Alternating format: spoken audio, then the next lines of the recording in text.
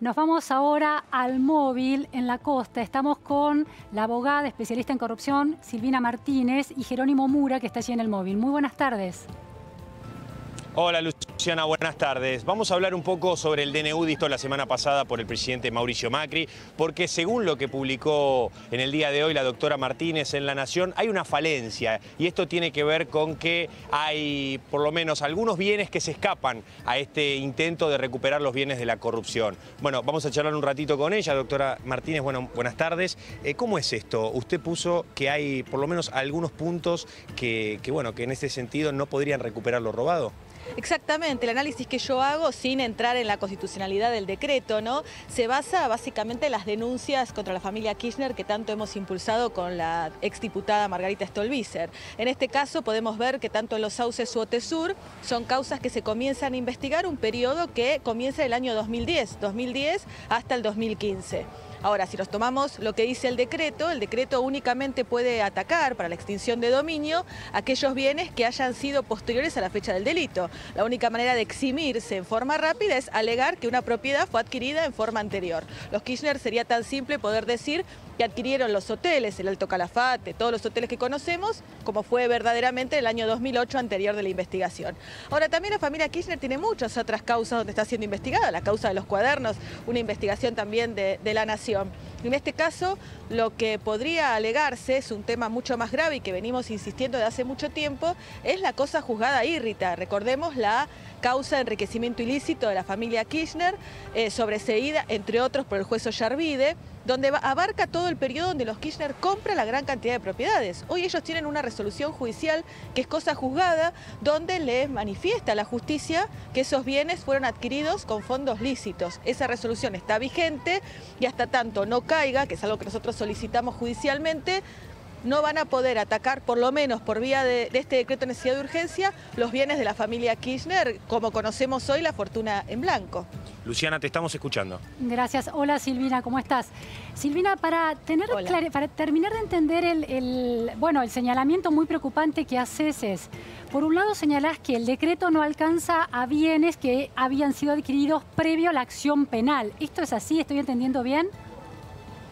Exactamente. Nosotros acá tenemos varias acciones penales que involucran a la familia Kirchner, algunos a sus hijos inclusive y otros solamente a Cristina. Si nosotros tomamos todas las acciones que involucran a Cristina, ahí la que extiende más en el tiempo es la famosa causa de los cuadernos, que comienza en el 2003 y termina en el 2015. Acá podemos decir que el periodo es mucho más amplio y abarca los bienes. Ahora tenemos el sobreseimiento de Ollarvide que impediría avanzar en ese sentido.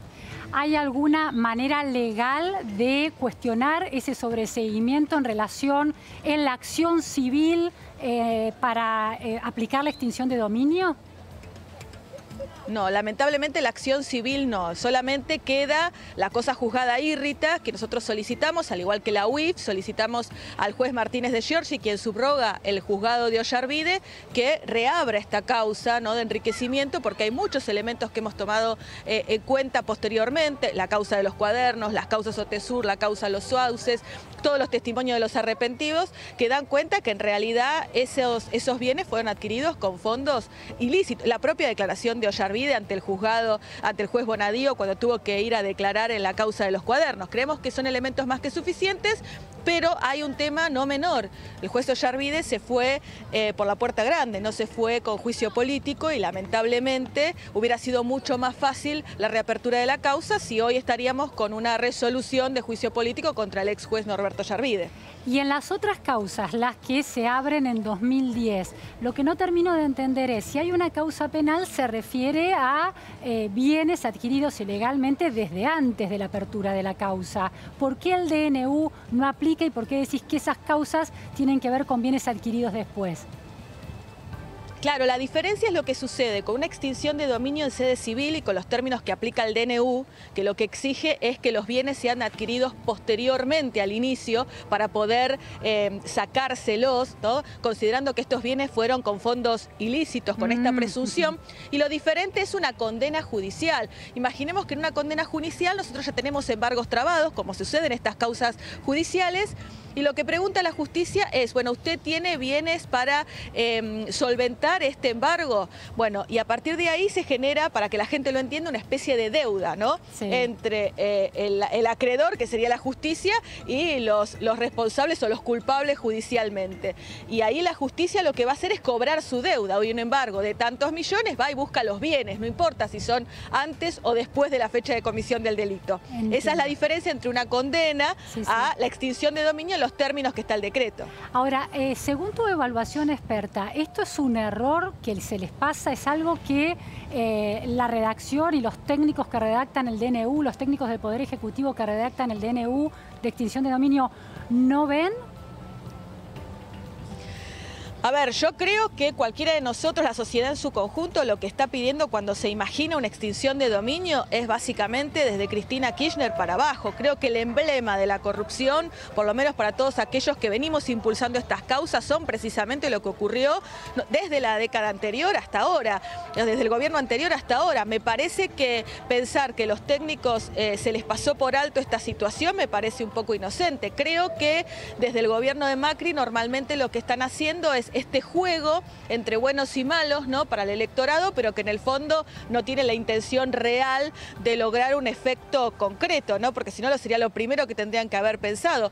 La reapertura, insisto, la pidió la UIF, pero no han avanzado en el juicio político contra Yarvide y no se ha avanzado también en insistir en la reapertura. Son creyentes en todas las causas de corrupción, tendrían que insistir en este punto. Sin ir más lejos, iniciar una nueva causa de enriquecimiento contra los Kirchner con toda la figura de los testaferros que existen, que ya conocemos. Es algo que hoy no existe en ninguna causa judicial. Eso también permitiría avanzar no solamente contra ellos, sino también con todos los testaferros que se siguen sumando durante todo este tiempo, donde sabemos que existe el negocio, el dinero de los Kirchner.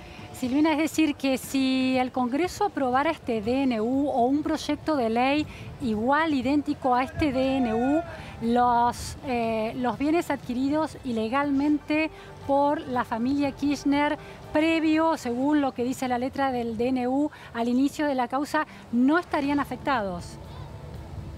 No estarían afectados, sino únicamente se podrían recuperar después de una condena firme, como sucede hoy en la actualidad. Claro. Lamentablemente, si se aprueban los mismos términos, tendríamos que esperar más de 10 años, ojalá que no, pero para poder recuperar algo del dinero. Hoy están embargados, pero no podríamos disponer como habitual, como la sociedad reclama, ¿no? Y tu interpretación, según lo que dijiste, es que es una lectura inocente, que esto fue un error, y más bien crees que es parte de un DNU que responde a una campaña política de aparecer ante la opinión pública como duros con la corrupción de la familia Kirchner, pero que en definitiva, por error, por omisión o por estrategia, termina protegiendo esos bienes.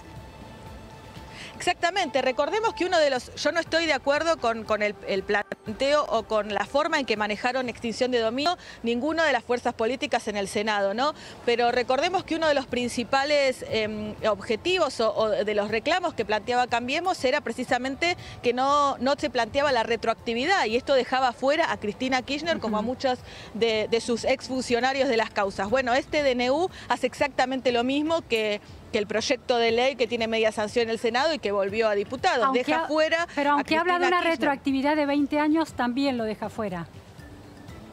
Exactamente, porque al poner que son los bienes adquiridos con anterioridad a la fecha del delito, o que se pueda probar que son con fondos lícitos, y acá tenemos, reitero, la cosa juzgada, lo que planteó Yarvide en su denuncia, no podemos atacar nada de eso hasta tanto no caiga esta resolución judicial, y para eso era necesario el juicio político. Silvina, última pregunta, te la tengo que hacer. Vos trabajaste muy cerca de Margarita Stolbizer en toda la causa que implican a Cristina Kirchner. En tu lectura política del DNU, ¿hay algún sesgo que viene de tu trabajo con Stolbizer y del carácter de opositora de Stolbizer? A ver, nosotros venimos insistiendo mucho también en la extinción de dominio desde hace mucho tiempo, venimos denunciando y dando datos concretos de dónde están los bienes para que se puedan recuperar. No estamos de acuerdo, y lo hemos hecho siempre, con cualquier decreto de necesidad de urgencia, tanto con Cristina Kirchner como con este gobierno, porque creemos que no es la manera y debe existir el consenso para eso. Ahora, nos llamó la atención particularmente el porqué de toda esta situación. Ojo que también, no sé, yo menciono el caso de Cristina porque ese es el más emblemático, pero también sucedería, por ejemplo, con muchos de los bienes de Cristóbal López o muchos de los bienes de Lázaro Báez. La ruta del dinero K es otro periodo que comienza en el 2010 y sería anterior en este caso.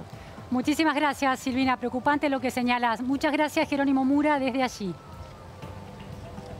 Gracias. Hasta luego. Hemos llegado al final de Más Info, segunda edición. Los temas del día, los temas que importan. No se vayan. Sigue Eleonora Col con Café de la Tarde.